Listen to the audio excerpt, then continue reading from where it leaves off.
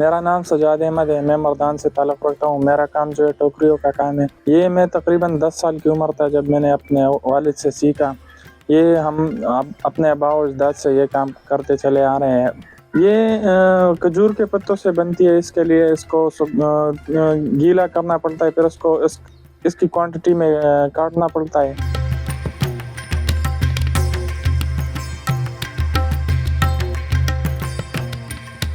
یہ ہمارے ثقافت میں بہت اہمیت رکھتی ہے۔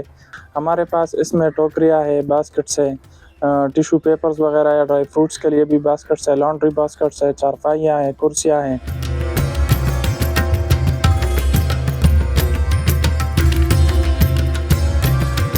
پاکستان میں تو یہ چیزیں لوگ بہت دلچسپی سے لیتے ہیں، ساتھ جو باہر سے لوگ آتے ہیں وہ بھی اس چیز میں بہت دلچسپی لیتے ہیں اور دلچسپی سے خریدتے ہیں۔ اداروں کو چاہیے کہ ہمارے لیے اس کے ایکسپورٹ کے لیے کوئی بندوبست کر لیا کرے۔ بہت سے فارنر ایسے جو اس کام کو پسند کرتے ہیں لیکن سامان زیادہ ہونے کی وجہ سے اپنے ساتھ یہ چیزیں نہیں لے کے جا سکتے۔